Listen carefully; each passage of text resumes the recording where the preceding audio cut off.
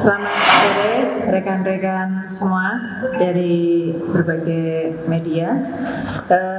Kami dari tim penyelidik pada Kejaksaan Negeri Sumbawa Barat akan menyampaikan satu informasi press release, yaitu perkembangan perkara penanganan penyelidikan praktek mafia tanah pada Desa Sekongkang Bawah dan dugaan tindak pidana korupsi pengadaan barang dan jasa pada Dinas Pendidikan dan Kebudayaan Provinsi Nusa Tenggara Barat.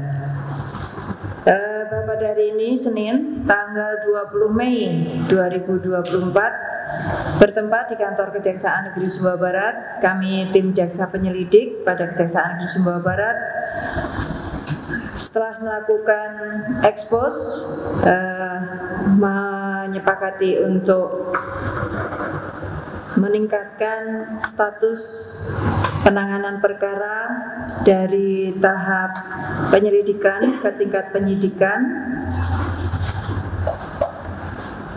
setelah melakukan permintaan keterangan terhadap sejumlah saksi baik dalam perkara dugaan tindak pidana korupsi pada proyek pembangunan dan rehabilitasi DAK Fisik SMA Negeri 1 Steluk dan SMA Negeri 2 Taliwang pada tahun 2021. Sebanyak 8 orang saksi dan sejumlah dokumen, sedangkan terhadap perkara dugaan praktek mafia tanah pada wilayah Desa Sekongkang Bawah dari tahun 2019 sampai tahun 2024 juga telah melakukan permintaan keterangan terhadap 29 orang dan sejumlah dokumen. Adapun perkara yang kami tingkatkan ke tahap penyidikan ini yaitu yang pertama perkara dugaan tindak pidana korupsi pada proyek pembangunan dan rehabilitasi DAK Fisik SMA Negeri 1 Steluk dan SMA Negeri 2 Taliwang pada tahun 2021 berdasarkan surat perintah penyidikan Kepala Kejaksaan Negeri Sumbawa Barat dengan nomor PRIN 01-N-T2-FD.2/05/2024 tanggal 20 Mei 2024. Yang kedua, perkara dugaan praktek mafia tanah pada wilayah Desa Sekongkang Bawah dari tahun 2019 sampai dengan tahun 2024 berdasarkan surat perintah penyidikan Kepala Kejaksaan Negeri Sumbawa Barat dengan nomor PRIN 02-N-2-FD.2/05/2024 tanggal 20 Mei 2024. Untuk perkiraan kerugian terhadap kedua perkara tersebut, untuk kasus korupsi pada dugaan tindak pidana korupsi pada proyek pembangunan dan rehabilitasi DAK Fisik SMA Negeri 1 Steluk dan SMA Negeri 2 Taliwang diperkirakan kurang lebih 4,4 miliar. Untuk perkara dugaan praktek mafia tanah pada wilayah Desa Sekongkang Bawah dari tahun 2019 sampai dengan tahun 2024 diperkirakan kerugian dalam praktek mafia tanah tersebut setidaknya dalam bentuk tanah 100 hektar bidang tanah kurang lebih, dan untuk uangnya belum kami dalami, nanti akan kami sampaikan lebih lanjut.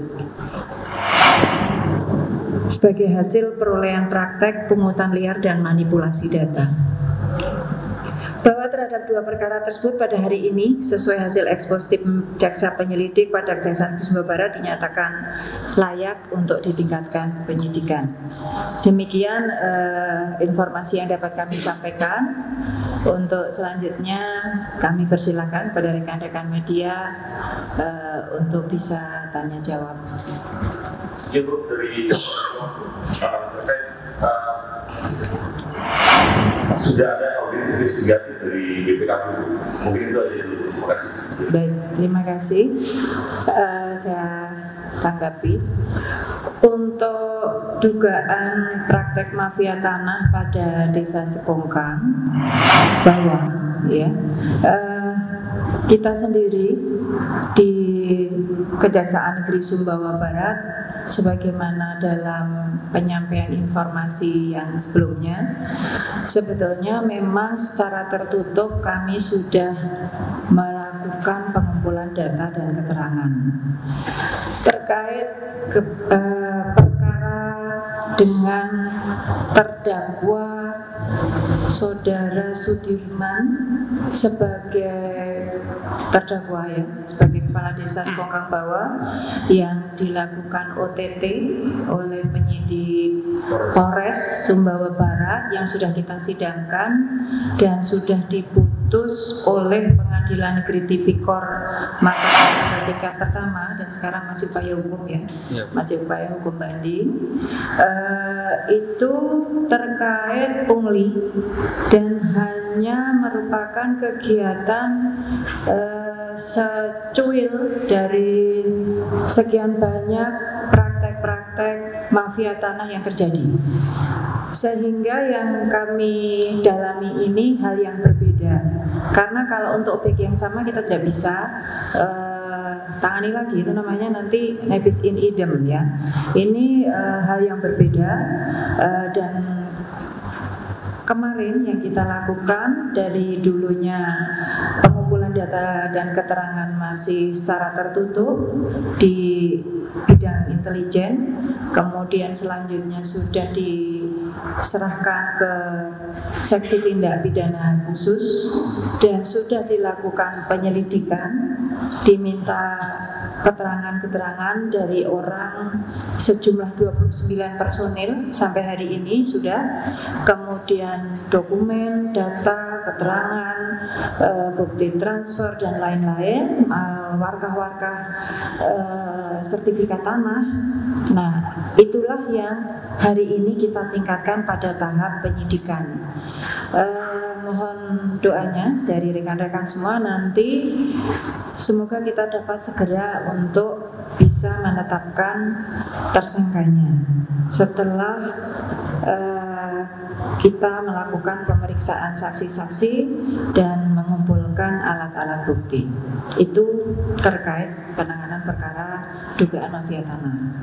Untuk terkait penanganan Davvisik SMA Negeri 1 Seteluk dan SMA Negeri 2 Taliwang, tadi pertanyaannya ada BPKB. Oh iya, belum dilakukan audit BPKB karena audit BPKB itu pada tingkat penyidikan. Untuk itu makanya hari ini kita tingkatkan ke penyidikan dengan harapan nanti di tingkat penyidikan banyak hal tindakan-tindakan yang akan lebih kita bisa lakukan oleh tim penyidik, baik itu melakukan audit untuk menemukan jumlah pasti kerugian negaranya, kemudian tindakan-tindakan yang diperlukan untuk bisa mengumpulkan alat bukti dan menetapkan tersangkanya. Mungkin demikian. Ada pertanyaan lain? Sudah jawab. Untuk praktek mafia tanah ini kita memperkirakan tersangka pasti lebih dari satu, karena tidak mungkin dilakukan oleh satu orang. Dan meskipun kemarin sudah ada penanganan oleh penyidik Polres terkait OTT salah satu praktek punglinya, ya, tapi kenapa penyidik pada Kejari tetap melanjutkan kegiatan yang sebelumnya kita lakukan secara tertutup? Karena kita mendapatkan fakta di lapangan bahwa praktek ini sudah cukup membahayakan dan terlalu banyak sekali tanah yang diambil alih dengan secara ilegal, ya, dengan langkah-langkah memanipulasi data maupun pungli. Jadi punglinya itu tidak hanya berupa permintaan uang, tapi juga pembagian luasan tanah dengan jumlah yang cukup signifikan, sehingga penyelidik memandang perlu untuk meningkatkan ke tahap penyidikan untuk dapat melakukan penyitaan aset-aset tersebut untuk dapat kita pulihkan untuk keuangan negaranya, begitu. Dan untuk objeknya tentunya berbeda, bukan terkait pungli kemarin. Kemudian untuk sekolah, sementara ini untuk hasil perkembangan penyelidikan ada indikasi total loss setidak-tidaknya 4,4 miliar karena penganggaran dapur bisa ditempuh langkah-langkah sesuai aturan terkait pengadaan barang dan jasa. Mungkin demikian. Nah, selanjutnya mungkin bisa diurutkan biar gak rebutan. Siapa lagi? Ya, ujung dulu ya, Mas kotak-kotak. Terus kalau bisa terduga pelaku ini, kalau memang tidak bisa disebutkan namanya, bisa saja. Terima kasih. Belum saatnya, mohon maaf. Iya, kalau udah jelas kita umumkan sekalian. Iya, nanti melanggar praduga tak bersalah ya. Ada asas-asas hukum yang kita hormati. Kira-kira ini lembaga perusahaan dan pelaksana. Iya, tentunya kita dalami karena pihak yang setidaknya terkait belum tentu menjadi tersangka ya, terkait untuk pendalaman kasus tersebut itu menyangkut dinas Dikbud provinsi, kemudian sekolah yang bersangkutan juga, kemudian ada para kontraktornya juga itu, dan itu kan karena pekerjaan dilakukan dalam 2 tahap. Sehingga kita masih terus melakukan pemeriksaan kepada orang-orang tersebut. Nanti inisial pun juga belum bisa kita sampaikan. Kalau bisa sekalian Pak Edi ya. Baik, terima kasih. Selanjutnya. Baik, terima kasih. Saya jawab, potensi ada dan bukan dibuka kembali. Ini adalah satu perkara yang berbeda. Seseorang misalnya nih hari ini mencuri, besok membunuh kan beda ya Pak. Jadi bisa terhadap satu orang itu melakukan satu perbuatan pidana 2-3 kali itu bisa ditetapkan untuk beberapa perkara. Nah, jadi kalau ditanya kemungkinannya apakah ada? Ada. Begitu. Kemudian apakah memungkinkan pihak-pihak lain yang bisa juga ditetapkan tersangka? Insya Allah ada. Iya. Dan ini juga semangat kami di luar karena aset yang kemungkinan akan bisa kita lakukan penyitaan untuk kita serahkan untuk pemulihan keuangan negara, itu juga ada indikasi praktek ini juga terjadi di wilayah lain. Tapi untuk menghindari satu kepastian hukum, kita kan dalam melakukan penyelidikan itu harus tetap ada frame-nya. Kemudian jadi tidak bisa kita langsung sewilayah Sumbawa Barat gitu, nanti nggak selesai-selesai. Jadi ini kita coba dalami untuk satu wilayah dulu, Sekongkang bawah. Mudah-mudahan nanti selesai dengan baik. Nanti akan kita lakukan tahapan-tahapan berikutnya di wilayah lain yang datanya sebetulnya juga sudah masuk ke kita. Ya, mungkin silakan pertanyaan lain.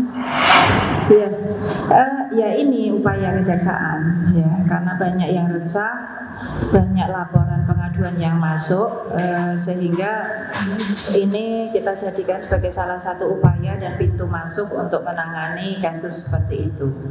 Tapi memang tidak semua laporan pengaduan itu ada indikasi tipikornya. Jadi karena ada juga salah satu laporan pengaduan yang kita tindak lanjuti itu memang lebih cocoknya atau yang tepatnya memang harus diselesaikan di ranah keperdataan. Nah, sehingga kalau yang seperti itu memang bukan masuk kewenangan kejaksaan. Nah, untuk laporan pengaduan yang ini terkait praktek mafia tanah di Sekongkang Bawah, karena memang terdapat indikasi terjadinya tindak pidana korupsi, maka kita tindak lanjuti sesuai aturan undang-undang di mana kejaksaan memiliki kewenangan untuk melakukan penyidikan tipikor. Nah, kalau keperdataan dan itu berkaitan dengan personil antar orang pada masyarakat itu bukan merupakan kewenangan kita. Demikian. Ada silakan yang lain? Iya. Bisa-bisa kepala desa nggak ada yang tidur dari semua Bu. Nggak bisa tidur kan yang salah ya. Jadi kalau yang baik-baik aja dia akan tetap tidur ya.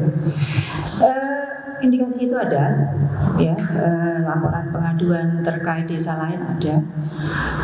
Namun sebagaimana saya sampaikan, untuk menjamin satu kepastian hukum, kita penyelidik ataupun penyidik itu memang harus selalu disiplin untuk melakukan pengembangan perkara sesuai frame yang kita sampaikan.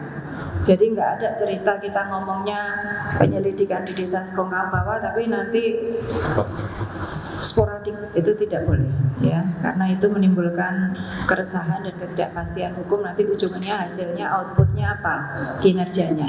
Nah, nanti semoga penanganan perkara ini berjalan lancar, selesai dengan baik.